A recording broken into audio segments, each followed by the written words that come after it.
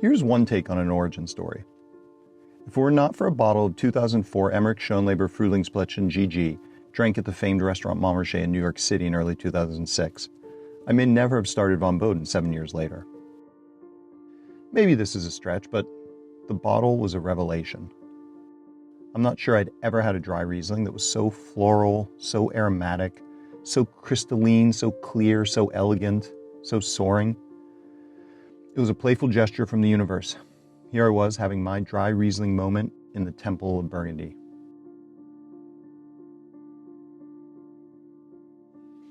Well, that's really loud. Sorry, Steve, my followers. No, it's okay. Just yeah, we keep that up. Hello, I'm Nelson. I'm Werner. Nice to meet you. Schönleber, wie geht's? Good to see you. Also. Here's something that is not in the least bit a stretch. Emrich Schönleber is one of the greatest producers of dry Riesling in Germany, which is to say on planet Earth. Truly, there are only a handful of states, and I can count them on one hand easily, that can match their track record with GG's over the last 2 decades, going back all the way to that fabled 2004.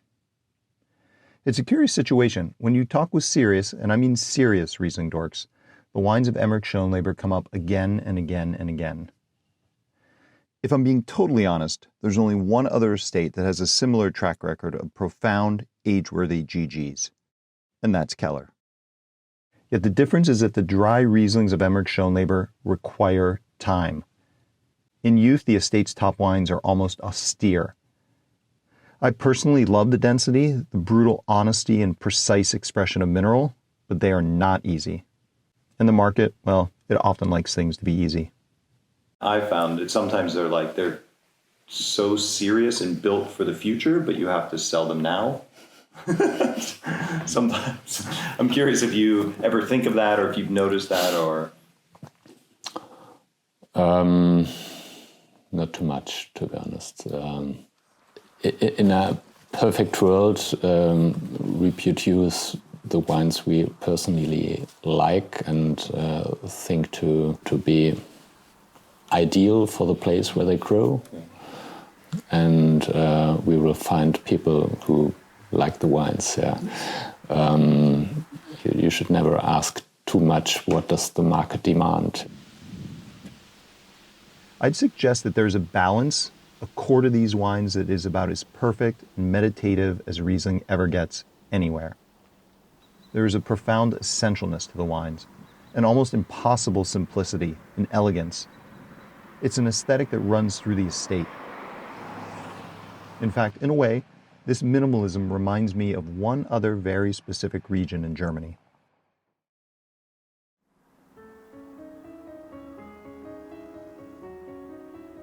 The Nahe, especially this part of the Nahe, is special. This area is known as the Upper Nahe, and Emrich Schönleber is the one great voice in this place, the coldest and furthest afield part of the Nahe. Their village, Monsingen, represents something of an island of vines. It's a considerable trip downstream, some 5 miles, until one arrives in the central Nahe, to the villages that estates such as Dunhof have made famous, Oberhausen and Niederhausen. This central Nahe is a more narrow valley. It almost feels like the Mosel in certain parts. And like the Mosel, it's a bit warmer. Thus, the wines from the central Nahe are often considerably more baroque, more textural than their slimmer upstream counterparts. The southern Nahe, even further downstream, is closer to where the Nahe eventually empties itself into the Rhine. In generalities, this is the warmest part of the Nahe. The Rheingau and the Rheinhessen are cousins to the lower Nahe, right there across the river. Yet the Upper Nahe has a radically different family tree. Ja, wenn wir uns mit irgendeinem anderen Gebiet vergleichen, dann am ehesten mit der Saar. Das ist in der Tat so. Unterschiede gibt es schon, aber die Region hier um Monsingen rum ist vom Grundklima die kühlste Region innerhalb der Toplagen von der Nahe. Und entscheidend ist unser Kleinklima. Und das wird halt bestimmt dadurch, dass wir hier ein breiteres Tal haben, das bestimmte kleinklimatische Einflüsse hat. Also wir haben hier eine relativ starke Thermik und in der Nacht den inzwischen großen Vorteil, dass wir von den Höhen, die bis 600 Meter hochgehen, aus dem Riesenwaldgebiet, die Frischluft kriegen. Wir haben eine extrem starke nächtliche Abkühlung und dann haben wir hier auch die frische Waldluft. Und dann kommt plötzlich so ein Zug von oben runter und die Blätter am Baum fangen an zu tanzen und dann wird die Luft auf einen Schlag noch viel frischer und würziger. Und das ist auch so mit eine Interpretation für diese Kühle und die Frische und die feinen Aromen, die wir in unseren Rieslingern haben. The history of this place as a famous winemaking region goes back centuries. Goethe, in the early 19th century, mentioned in his writings the wines of Monsingen. These are sites with incredible history and pedigree. Yet, as Werner himself says, es ist immer die Frage, wer hält jetzt gerade die Fahne hoch, ja? the rise of the Nahe in the last 20 years has been nothing short of meteoric, an improbable match of talent and terroir. You can say the people with the best knowledge now has the best terroirs. The terroir is not the only thing you need. In a perfect orchestra, also a good dirigent. Yeah. And if you, when all things are very, very good and you have a chance to come nearby the 100% potential. And this is our work. Yeah. The collection at Emrich Schönleber is relatively simple to decode because most of the wines come from two of their Grand Cru sites, the Frühlingsplätzchen and the Hallenberg. The sites are contiguous and parallel, divided only by a small valley in which the village of Monsingen sits. Yet these two vineyards and their soils, and the wines they make, are very different. Frühlingsplätzchen is largely red slate. Most of it is finely weathered. The Hallenberg has more gray slate with chunks of marl. I've always loved the word Frühlingsplätzchen. Frühling means spring, and the word Platz everyone knows. It's a place, a town square. Plätzchen is the diminutive of Platz. So I guess the full translation of the vineyard would be a little place of spring. And the wines are, like spring, incredibly floral, piercingly vivid. While the Hallenberg is perhaps more famous, the Frühlingsplätzchen has for a long time been one of my favorite wines from Germany. To say it isn't as great as the Hallenberg sells it short, I think. It's just different.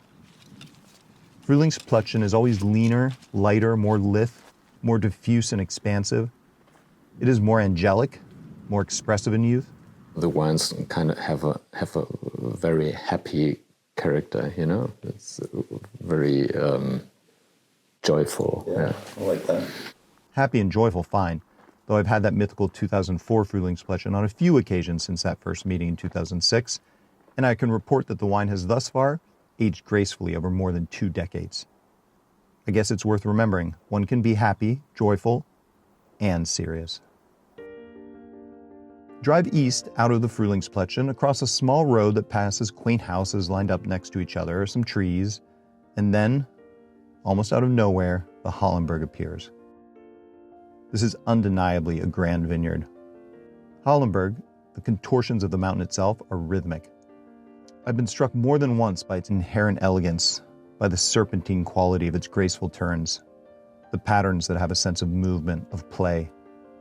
The Hallenberg is beautiful, period. And in some way, I think this fact is important, to appreciate this place irrespective of the wine it makes.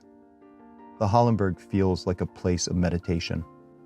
If the Frühlingsplätzchen is agile and lithe, a summer garden after the rain, the Hallenberg is more dense, with a packed core of citrus, salt, mineral. It has a monumental quality to it. The Hallenberg, as a wine, demands time. It needs time, unlike few dry Rieslings I've ever had. Grapes look really good here. Very loose. How old are these vines? This was planted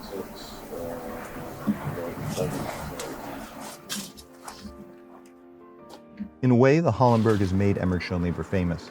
But what is less understood, I had no idea until I talked deeply with Werner and Frank Schönleber, was how much of their family, including Werner's father Wilhelm, have done to make the Hallenberg famous.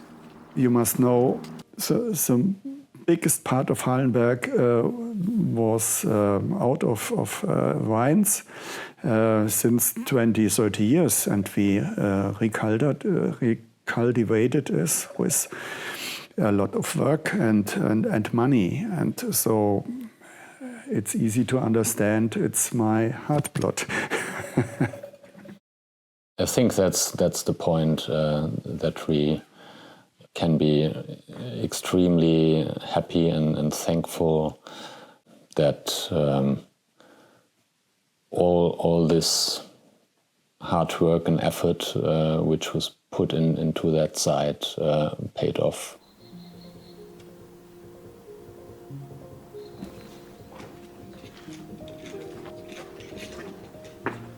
In the end, obviously, wine is more than the sights, even more than the people. Wine is a mystery.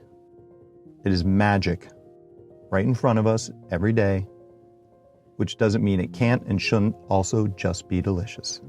3 words to describe the style of Emrich Schönleber. 3 words. This is always one of my favorite questions. A very good wine goes hinter die Kiemen, ja, wie beim Fisch. und das macht Lust auf das nächste Glas. Und im Prinzip hat Goethe vor 200 Jahren schon über diesen Komplex geschrieben. Dass die Weine sehr trinkanimierend sind und dass die Flasche ruckzuck leer ist. Und man sagt sich, oh, wo ist die nächste? Und man denkt, hoppla, ich habe ja Wein getrunken.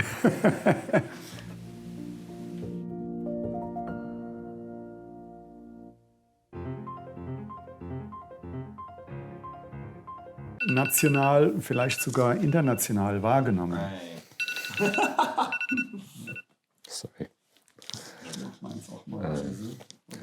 Yeah, time's over, yeah. We have to go.